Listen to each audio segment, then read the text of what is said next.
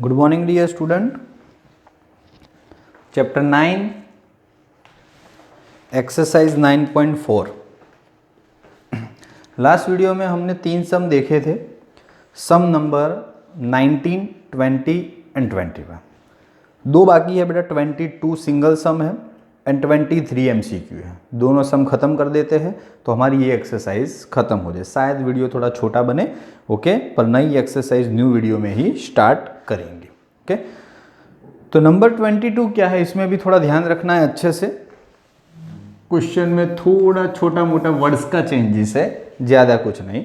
तो क्वेश्चन क्या है हमारे पास, in a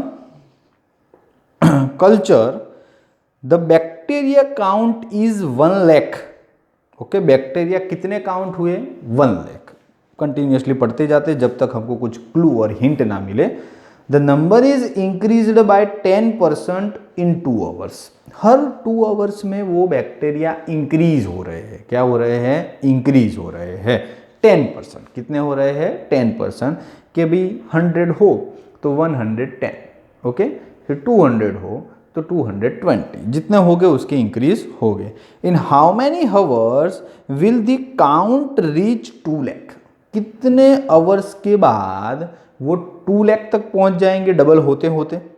if the rate of growth of bacteria is proportional to the number present. उसका रेट ऑफ ग्रोथ क्या है, तो एज लाइक मैं आपको एग्जांपल दूं कि भाई मेरे पास 100 है, तो 2 आवर्स के बाद 10% इंक्रीज हुए तो 110 हुए।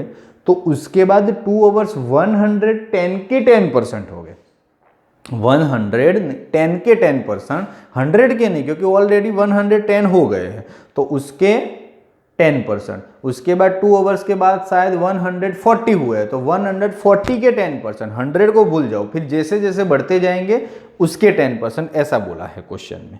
चलो तो स्टार्ट करते हैं कि भाई पहले तो बैक्टीरिया स्टार्टिंग में कितने हैं, ओके, उसके रिलेटेड मतलब के जिस तरह से आइडिया दिया है उसके हिसाब से कुछ सपोज करे कि भाई टाइम कुछ नहीं बोला, ऐसा बोल दिया है कि the bacteria count is 1 lakh. Bacteria 1 lakh हमारे पास है, ओके। तो चलो समझ लेते हैं कि at a time T number of bacteria is X. Okay, at time T, at time T bacteria is X.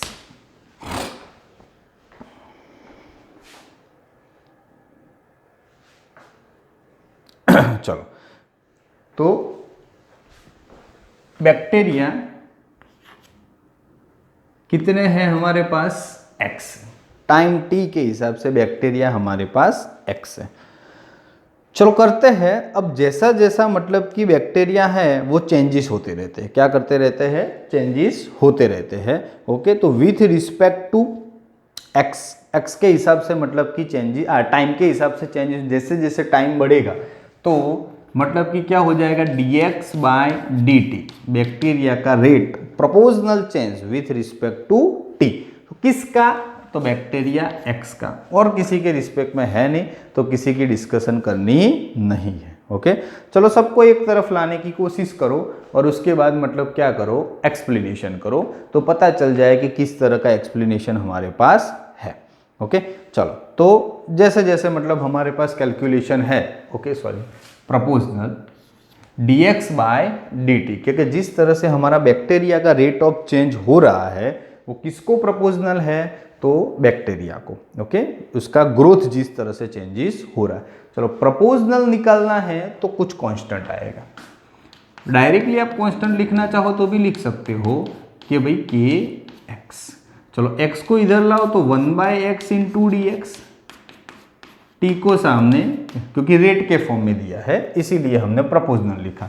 चलो t सामने गया तो 1/x का डेरिवेशन log x, के तो कांस्टेंट है पड़ा रहेगा, पर 1 का क्या हो जाएगा t, और उसका खत्म हो जाने के बाद log x is equal to kt, तो हमारे पास एक c आ जाएगा। This is the question.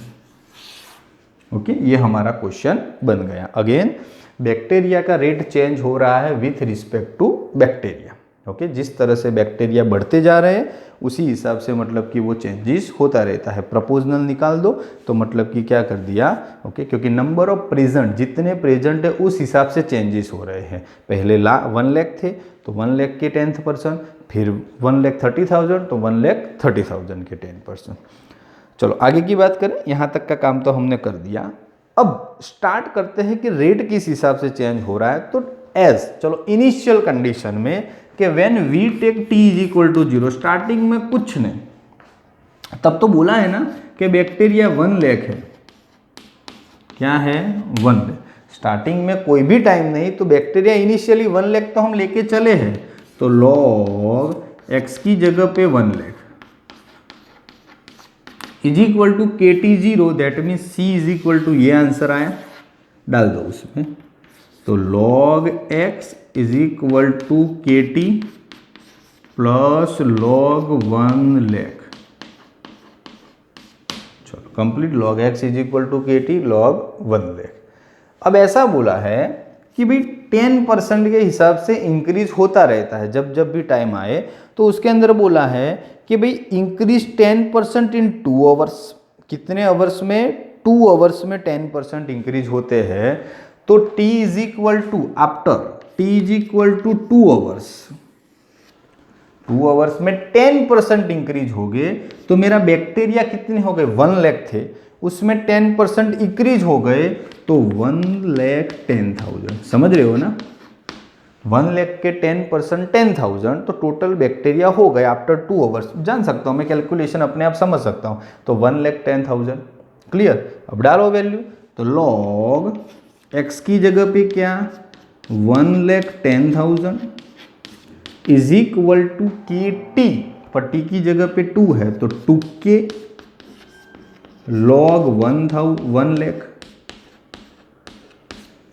चलो log 1 लाख को पकड़ के इधर लाओ, ओके, तो क्या हो जाएगा? हमने पहले भी बोला था log में माइनस तो डिवाइडेशन तो सीधा जाने दो, 1,10,000 और नीचे 1 लाख। चलो सामने क्या है हमारे पास? तो टुक्के, क्या है हमारे पास? 2K। चलो तो आगे की बात करते हैं। तो वैल्यूएशन धीरे धीरे धीरे धीरे डालते जाओ। तो पहले हमको K ढूंढना पड़ेगा ना, क्योंकि जो वेरिएबल आया था वो क्या होगा इसमें, ये 4 जीरो तो चले जाएंगे, 1 2 3 4, 11/10 तो शॉर्ट में लिखते हैं तो log 1.1 आया, किसके बराबर? 2K के बराबर। तो मेरा K इज इक्वल टू 2 सामने आएगा तो 1/2 log 1.1, this is the value of K। Okay, चलो K की वैल्यू भी हमको मिल गई। K रेडी है, C रेडी है, जैसे अभी इसका अंदर लिखा था तो उसमें प्रॉब्लम किसका था? K का। ओके, तो K की वैल्यू भी मिल गई। तो अब हमको मतलब कि टाइम पीरियड ढूंढना है। क्या ढूंढना है? Time period. तो पता चल जाएगा। चलो ये K मिल गया है तो K वापस मेन इक्वेशन में रख दो ऐसे, log x is equal to, K की जगह पे है 1/2 log 1.1, चलो t तो है ही वेरिएबल, प्लस log 1 लाख। चलो कंप्लीट, मेन इक्वेशन हमारा बनता जा रहा है। पहले ये था तब C जानते थे, अब K भी जान गए हैं तो फाइनल अभी हमारे पास ये है। चलो ओके, अब एक स्टेप और भी है, कर देते हैं खत्म। तो लास्ट में बोला है कि भाई in how many hours will the count reach 2 lakh, कितने आवर्स में 2 लाख पे पार पहुंच जाएगा। तो सीधी बात है, हाउ मेनी आवर्स, तो टी तो ढूंढने के लिए बोला है, पर counting x is equal to clear बोला है 2 लाख। तब t इज इक्वल टू हमको क्या करना है? ढूंढना है t की वैल्यू। तो डालो x की जगह पे 2 लाख, तो log 200 triple, that means 1/2 log 1.1 t, और यहाँ पे है log 1 लाख। इसको पकड़ के इधर लाओ तो minus minus that means division, तो log 2 lakh divide by 1 lakh that means log 2 is equal to 1/2 log, समझ रहे हो ना? थोड़ा डायरेक्ट कर दिया मैंने, इन 2t। चलो डिवाइडेशन का 2 इधर, दोनों लॉग ऑलरेडी मल्टीप्लिकेशन के रूल्स में है, तो ऐसा हो जाएगा log 2 डिवाइडेशन में log 1.1 is equal to 2 multiply bracket में log 2 अपॉन log 1.12। कॉम्प्लिकेटेड है, लॉग हम ढूंढते नहीं है, तो बस यही हमारा आंसर इसी मेथड से दिया है।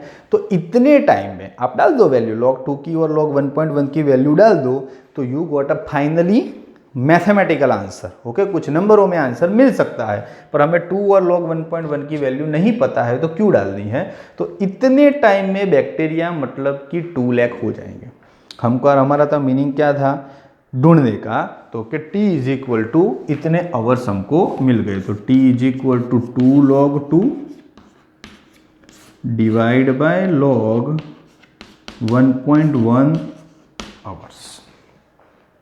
चलो, इतने टाइम में हमारे को टी मिलने वाला है। ओके, अगेन थोड़ा समझा दो बेटा, क्या है हमारे पास सिचुएशन। तो ऐसा बोला था कि बैक्टीरिया इज प्रपोजनल, हमारे पास rate of change with respect to time. X का विथ रिस्पेक्ट टू टाइम मतलब कि क्या हो रहा है, चेंजेस हो रहा है बैक्टीरिया का, proportional to the number of present. कि भाई अभी 100 प्रेजेंट है तो 100 के 10%, फिर 200 हो जाएंगे तो 200 के 10%, तो with respect to proportional to X. Proportional निकाला तो के आया, दोनों तरफ इंटीग्रेशन करके इक्वेशन आया। स्टार्टिंग में बैक्टीरिया 1 लाख है तो वैल्यू डाल के स्टार्टिंग में तो t इज इक्वल टू 0, तो log c मिला।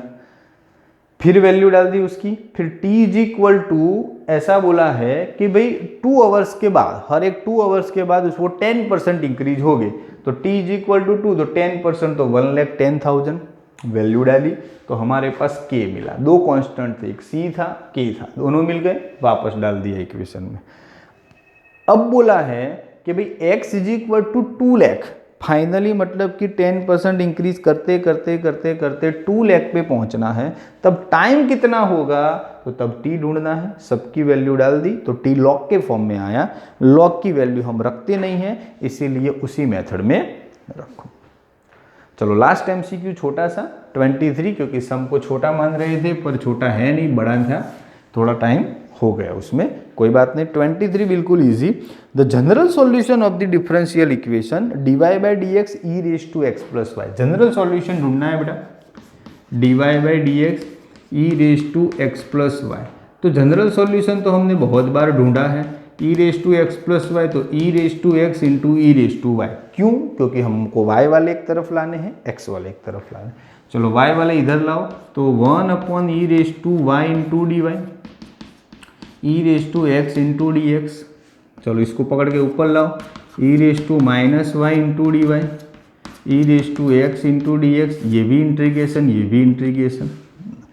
चलो, e raise to minus y, तो e raise to minus y का क्या हो जाएगा, तो that means e raise to x का ई रेज टू एक्स, वैसे e raise to minus y का e raise to minus y, but coefficient है माइनस वाई, तो -1 से डिवाइडेशन। फिर same thing e raise to x and plus c, constant तो आएगा ही। चलो, तो इसका आंसर हो गया minus e raise to y e raise to x plus c. अब हमको देखना पड़ेगा ऑप्शन क्या मांग रहा है। ओके, ऑप्शन में हर एक ऑप्शन में ऐसा है कि भाई ई रेज टू एक्स भी पॉजिटिव के फॉर्म में, ई रेज टू माइनस वाई भी, दोनों के बीच में पॉजिटिव साइन ही होनी चाहिए। तो ठीक है, ई रेज टू एक्स वहाँ पर ही रखो, इसको पकड़ के सामने लेके जाओ, तो e raise to minus y तो रहेगा पर माइनस का, और सी सामने नहीं है तो सी को पकड़ के इधर लाओ तो माइनस सी। चलो, e raise to x plus e raise to minus y, तो सी की जगह पे सी डैश हो गया, तो minus c is equal to c dash. That means ये पूरा का पूरा हमको मिल गया, e raise to x plus e raise to minus y is equal to c dash. पर यहाँ पे सी डैश नहीं है, सी ही है, तो उन लोगों ने पहले कांस्टेंट सी डैश रखा होगा, बाद में सी बना। कांस्टेंट का कोई इश्यू नहीं है, कांस्टेंट तो हम कभी भी चेंज कर सकते हैं, बट जो आंसर आना चाहिए वो परफेक्टली वेरिएबल आना चाहिए। और कैलकुलेशन तो हमें वैसे भी MCQ में दिखानी नहीं है। तो ये तो बहुत ईजी था, स्टार्टिंग लेवल का सम था, इसमें कोई ज़्यादा प्रॉब्लम और इश्यू है नहीं। इसी के साथ बेटा एक्सरसाइज 9.4 हमारी पूरी कंप्लीट। ओके, हमें एक्सरसाइज मतलब कि 9.5 के ऊपर कंसंट्रेशन करना है, वो नेक्स्ट वीडियो में हम करेंगे। आज के लिए 2 ही सम कंप्लीट करने हैं, 22 एंड 23। अच्छे से उसकी प्रिपरेशन करिएगा और आगे का अच्छे से रिवाइज करना है। ठीक है, आज के लिए इतना, थैंक यू।